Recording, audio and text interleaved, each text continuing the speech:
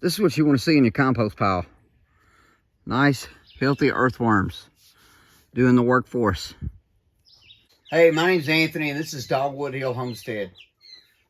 These guys back here are my quail. These are Coturnix quail. Tuxedo quail, to be exact. If you hear the little chirping over here, I've got some chicks that are about 2-3 days old. So we're just now getting started into raising quail, and we have so much to learn.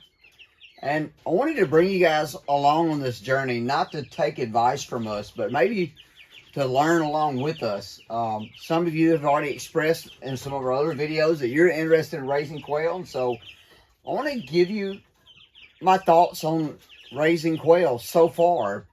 We've only been raising them for a little over a week, but I do love it. I absolutely love to come out here and spend time with them. So this is our stacked quail cage. I built this about a month ago in preparation for getting quail. I've got another video where I break down how the cage works. I break down the watering system and the feeders. We're using, let me show you this feeder.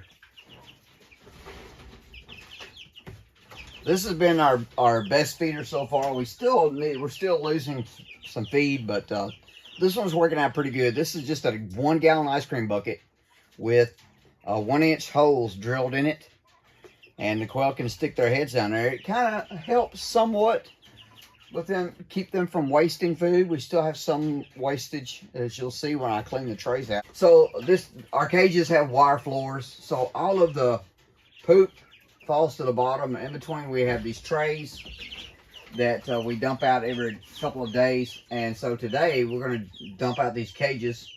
I thought I would take you through just the simple process of how we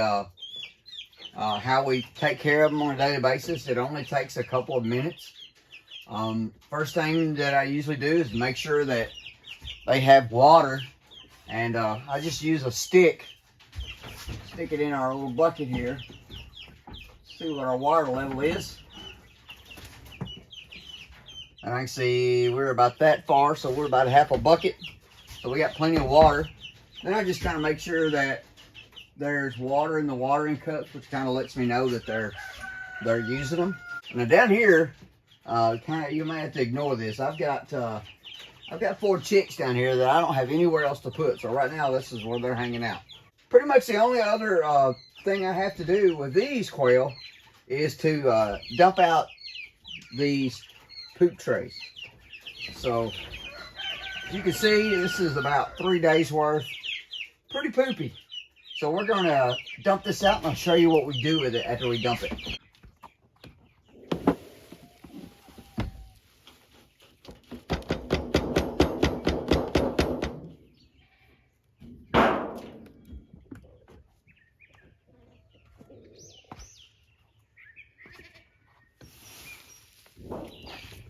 This is our compost pile, and as you see, we've got some squash growing in here. Pull that out and let that rot down in there. Don't need squash growing in the compost pile.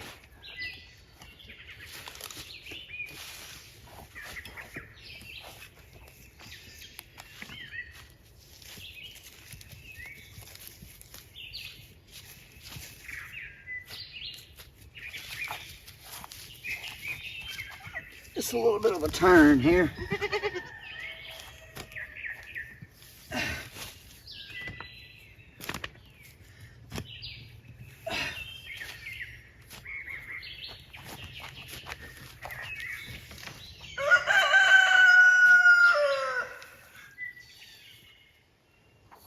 You see some of this is already turning into compost. Now we also put the bedding from the goat barn in here, and also we clean it from where we feed hay. There's no smell. I mean, it just smells like dirt, and it's starting to break down. You still see there's bits of hay in here, bits of wood chips, but it's starting to break down.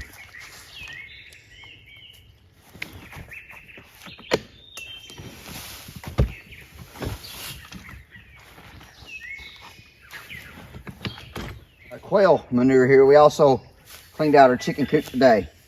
So we got a little bit of everything. So I'm just going to put a little bit of this good compost on top so that it can start breaking that down. Oh, look. Where'd you go? We already got earthworms in here working.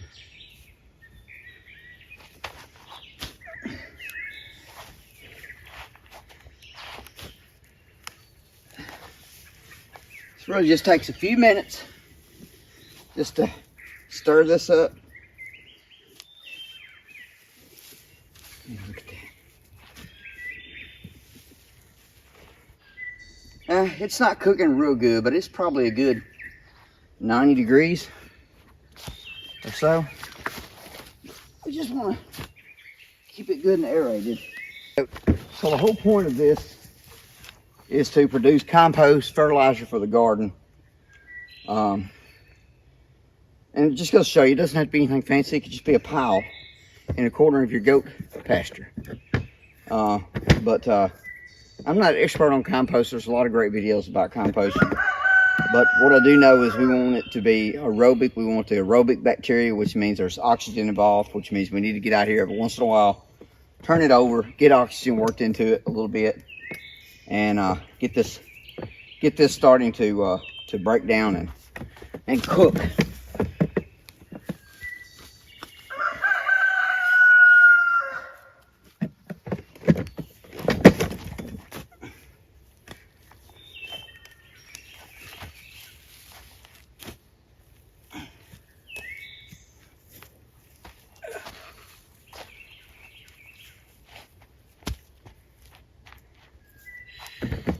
The goats are curious.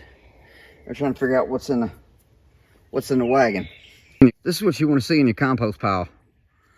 Nice, healthy earthworms doing the work for us. I'm gonna put these guys back in here and let them go back to work.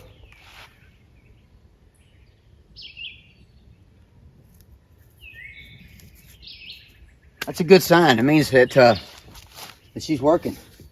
She's breaking down. Worms that help break down all this organic material, turn it into good compost. Next year it'll go in the garden. It'll be free fertilizer, thanks to our animals. So the final step here is to take some pine shavings, do about 2 of these little buckets full,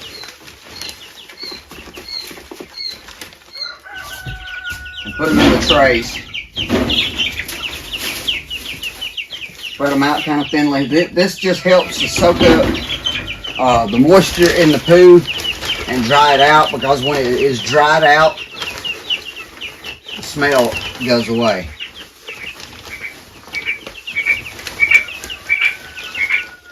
I think that's a rooster crowing, or I should say male quail crowing.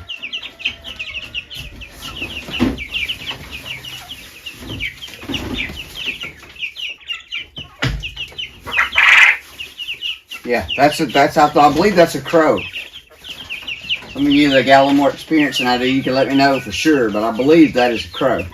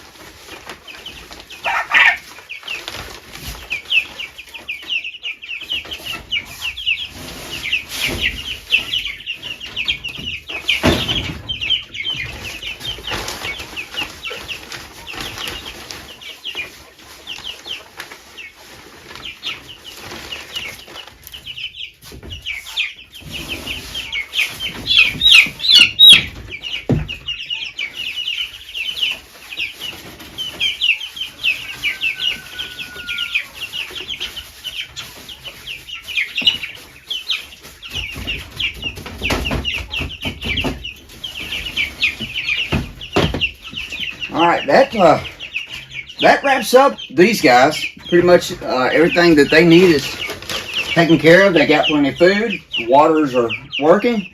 They got plenty of water. So that's about it. It only takes a few minutes a day. If I'm not having to dump the trays, it takes even less.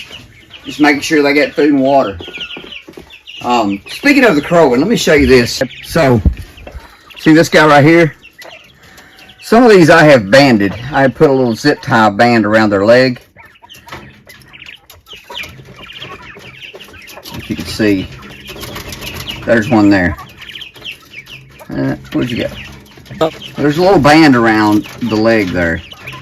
Little zip tie. The little band is to mark males. So I went through the other day and vent sexed all 10. I believe I've gotten all 10. They all look alike. I vent sexed all 10, and I have found 4 roosters. I've banded 4 roosters that I'm 100% positive are roosters, so that way that at some point I'll be able to separate them into breeding groups.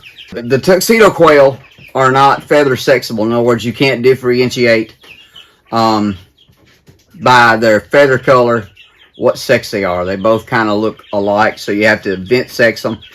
And so I've got to mark the ones that I believe that are, well, I'm 99.9% sure that they are males. And so I've got them marked so that it'll be easy to separate a little bit later. I won't be keeping all the males to breed with. I'll be keeping the best ones, the best 2 or 3, and I'll cull the rest of them. But that's pretty much does it with the these big birds, or these juvenile birds, I should say. So this is our brooder, and we have our Producer's Pride brooder heater here, and I'm going to take this off so you can see these little guys. They're scurrying around down there. There is 9 of them. Put them back down. Pretty much I'm just making sure that they have some game bird starter and that they still have plenty of water and that it's clean, and it is. One tip that I have learned that has helped tremendously is to put the waterer on a little base up and out of the way of the shavings. These waters are really bad with getting clogged up with shavings, especially the chicken chicks.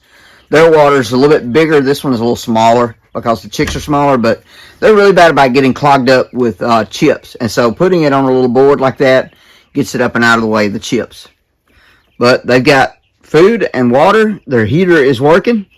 They've got room to come.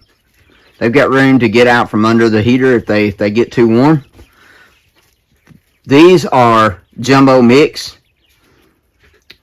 and they are feather sexable. For just a few weeks, I'll be able to tell male and female from their feather patterns. That takes care of the quail chores for this afternoon. I usually check on the quail twice a day. First thing in the morning, I make sure they're good to go, and then afternoon, I just give them a check. And if the cages need to be cleaned out, I'll clean them out. I don't clean the cages out every day. I clean them out when I notice that they're getting a little bit full, or I begin to smell them a little bit. It literally only takes a few minutes a day to take care of quail. So with both our less than a week old chicks and our about 4 to 5 week old chicks, we are feeding them both the same feed. They're both getting fed a game bird starter from Purina. As our juvenile birds get a little bit over, we will be switching over to a layer feed of some sort. Either going to be a game bird feed or grower, or it's going to be a regular chicken layer pellets. Done some research and watched some videos from My Shire Farm, and they say it's perfectly all right to switch them over to just the standard layer pellets. Like I said, we are total beginners, and if you've been raising quail a while and you got some tips for us, you see some mistakes that we're making, please put it down in the comments, because we are learning, and I know, and we've already made some mistakes, and I know we'll make some in the future, but that's really how you learn, and hopefully you can learn from our mistakes and learn from our successes as well. Thank you for watching this video all the way to the end. It really helps our channel. If you enjoyed this video and you think we've earned it, give us a like. It really helps our channel. Leave us a comment below. Tell us about what you've got going on. Give us some advice, some tips that you may have learned along the way. We've got a lot to learn, and we know it. Thank you so much, guys, for watching. I'll see you on the next one. Lord willing, and the creek don't rise.